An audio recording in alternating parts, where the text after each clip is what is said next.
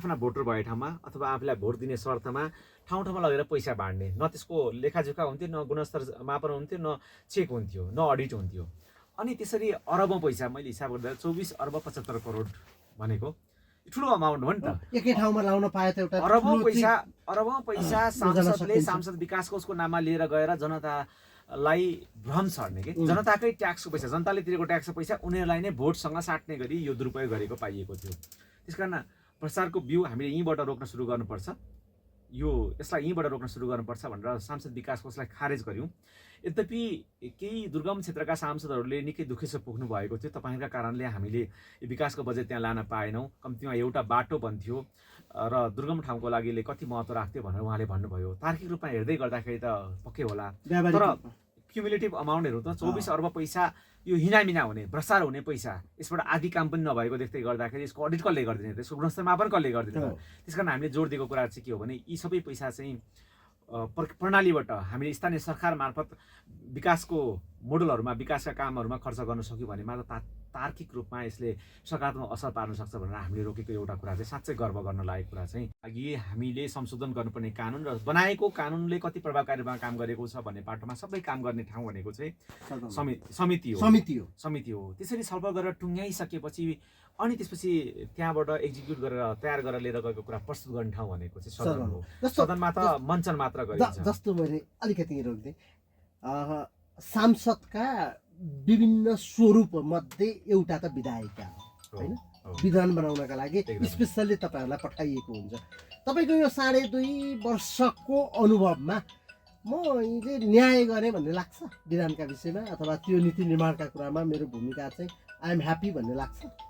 होइन, मैले अघि नै भने नि, हामी खुसी हुन सक्ने, गर्व गर्ने गरी त त्यस्ता परिवर्तनकारी काम गर्न सकेको हामीले उदाहरण साझा गर्नै सक्दैनौँ। किनकि पहिलो कुरा त सङ्ख्यामै हामी जम्मा 21 जना, त्यसमध्येमा एकजना उपसभामुख बन्नुभयो र एकजनालाई मुद्दा लगाइयो, थाहा छ। जहाँसम्म लाग्छ सुरुमै के नेपाल ऐन संशोधन गर्ने प्रक्रिया अन्तर्गत दफा 64 निकै यसले एकदमै नेगेटिभ चर्चा पाएको थियो। जुनसुकै अपराध गरेको भए पनि राजनीतिक सहमतिमा आएको खण्डमा उसलाई उन्मुक्ति दिने भन्ने प्रकृतिको यो अपराध सम्बन्धीलाई पनि उन्मुक्ति दिने प्रक्रियाले एउटा दफा 64 भन्ने आएको थियो फौजदारी कानुन अन्तर्गत। यसको हामीले सशक्त रूपमा प्रतिवाद गर्यौँ, प्रतिवाद मात्र गरेनौँ, यसलाई विस्थापित गर्न सक्यौँ। यसको विरुद्धमा सदनबाट हामीले आवाज उठाएका कारण नागरिक समाजदेखि लिएर आम जनतामाझ पनि यो कुरा पुग्यो र देश विदेशबाट संसारभरिबाट यसको विरोध भएका कारण त्यसलाई हटाउन सक्यौँ। यो एउटा उपलब्धिको रूपमा लिनुपर्छ। तर सङ्घीय निजामती ऐन बनाउँदै गर्दाखेरि यसमा यो कुलिङ अफ पिरियड का विषयमा विधायिकाहरू कसरी चुके र त्यसपछि ब्युरोक्रेसीसँग जोडिएकाहरू, स्वार्थ बाँझिएकाहरूले कसरी त्यसमा म्यानिपुलेट गर्न सके र राजनीतिक दलले त्यसको कसरी संरक्षण गर्यो भनेको एकदमै तितो अनुभवको पनि हामी साक्षी बन्यौँ। म त त्यो संसदीय छानबिन समितिको एउटा हिस्सा, महत्त्वपूर्ण हिस्सा रहेर त्यसमा चाहिँ हामीले निडर भएर हामीले त्यसको प्रतिवेदन सार्वजनिक गर्न पनि सक्यौँ। तर खै त 2/3 सरकार थियो, सुशासनका नारा खुब लगायो, जनतालाई हामी सुशासन दिन्छु भनेर खुब नारा पनि लगायो। तर त्यही संसदीय छानबिन समितिले सार्वजनिक गरेको प्रतिवेदनकै आधारमा त्यसमा दोषी देखिएकालाई अरू छानबिन, अरू अनुसन्धान र कारबाहीको दायरामा ल्याउनुको सट्टामा पुरस्कृत गर्ने बाटोमा लागिरहेका थिए। जस्तो यी र यस्ता तिता अनुभवहरू त कैयौँ छन्। जस्तो सर, यो त एउटा विधायकी कुरामा भूमिका खेल्ने कुरा रह्यो। अर्को चाहिँ विकासको संवाहक मानिन्छ क्या, बजेट लान्छौँ होइन, आखिरमा जनताले विधान बनाउन भन्दा पनि बजेट ल्याउनका लागि जिताएर पठाएको हाम्रो जेनरल मानसिकता, हाम्रो कर्म त्यो नभए तापनि कतिको काम भयो तपाईँका क्षेत्रमा 3 वर्षमा? पहिलो कुरा त हामीले आम जनतालाई बुझाउनु पर्ने महत्त्वपूर्ण कुरा के हो भने यो संहितामा हामीसँग 3 तहको सरकार छ र 3 तहको सरकारमा स्थानीय तहको सरकारले चाहिँ हाम्रा विकासका सबै अवयव र सुशासन प्रवाहमा, त्यसपछि सेवा प्रवाहमा सबै कुराको एक्जिक्युसन गर्ने ठाउँ भनेको चाहिँ स्थानीय सरकार हो। त्यसकारण त सिंहदरबार घर घरमा, गाउँ गाउँमा, टोल टोलमा भन्नुको कारण चाहिँ स्थानीय सरकारलाई बेसी प्रभावकारी बनाउनुपर्छ भनेर हामीले सुरुवाती चरणदेखि नै स्थानीय सरकारसँग सहकार्य गर्ने प्रयास गऱ्यौँ। तर दुर्भाग्य हाम्रो उपस्थित पार्लियामेन्टमा मात्र थियो र फरक राजनीतिक दलबाट रिप्रेजेन्ट गर्ने स्थानीय सरकार भएका कारण कैयौँ स्थानीय जनप्रतिनिधिले हामीसँग सहकार्य गर्न पाउँदै गर्दाखेरि उनीहरूले ठुला नेताबाट हप्की खाएको र कारबाही भोग्नुपर्ने अवस्थासम्म पुगेको पनि हामीसँग तिता अनुभव छन्।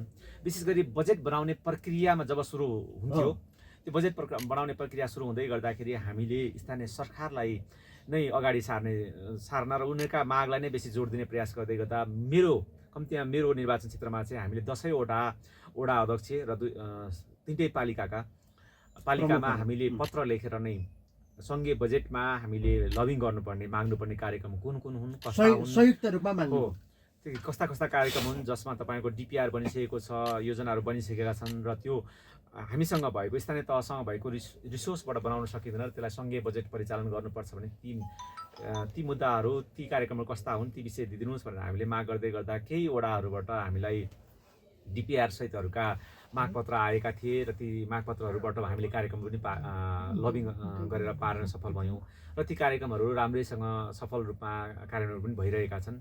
उदाहरणको लागि म बसोबास गर्ने नागार्जुन क्षेत्रमा त भन्दा अघिल्लो वर्षमा त्यहाँ स्कुटरमा आमा छोरालाई बगाएको, बाटोमा आएको भलले बगाएको र उद्धार गर्नको लागि त्यहाँका स्थानीय प्रहरी सुरक्षाकर्मीहरूले उद्धार गर्नुभएको र म पनि त्यहाँ पुगेको थिएँ। उद्धारकै लागि म त्यहाँ पुगेको थिएँ।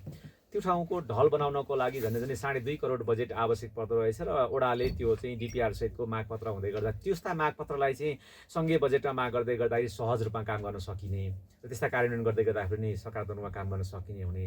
तर अधिकांश ओडाहरूले आफ्नो राजनीतिक दलसँग सोध्नुपर्ने, आफ्नो राजनीतिक दलका ठुला नेताले देश भने त्यहाँ दिएको खण्डमा चाहिँ कारबाहीको भागीदारसम्म हुनुपर्छ भन्नेसम्मको यो तितो अनुभव भएका कारण थुप्रै वडाहरूमा त्यस्ता बजेट मागहरू हुन सकेनन्। यद्यपि हामीले थुप्रै कामहरू गरेका छौँ।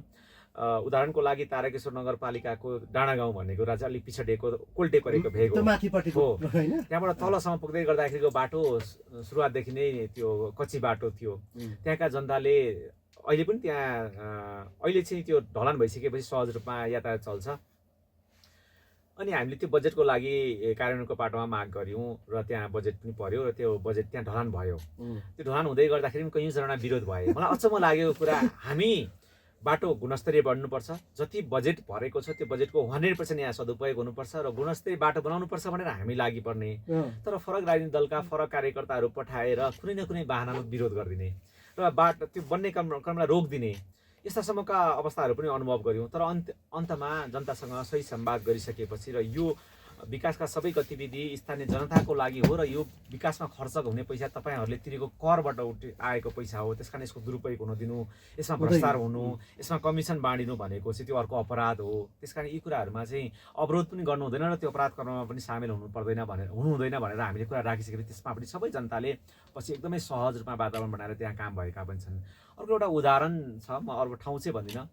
एउटा प्रोजेक्टमा एकजना ठेकेदारको टिमले त्यो काम गरिसकेपछि हामीसँग अलिकति पैसा बाँकी रहेको छ, के गरौँ भनेर पनि सोध्न भ्याउनु भएछ। त्यो आशय केसँग जोडिएको छ भने यहाँलाई थाहा छ। हामीले स्पष्ट रूपमा भन्यौँ जति पैसा बाँकी रहेको छ स्पष्ट रूपमा त्यो अलिक अगाडि जतिसम्म बन्छ, बाटो बन्छ, ढल बन्छ, त्यो बनाइदिनुहोस् भनेर भनिसकेपछि केही साथीहरू हामीसँग बोल्न छोड्नु भयो अरे भन्ने पनि सुनेको थिएँ। भनेको यो के हो भने एउटा मानसिकताबाट गुज्रिएको कुरा हो नि त।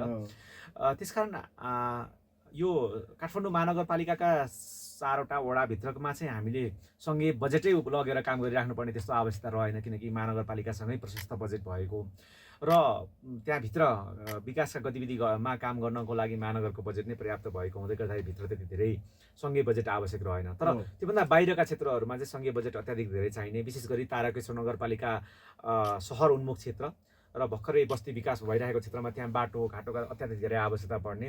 नागार्जुन नगरपालिकाको पनि अवस्था उस्तै नै हो।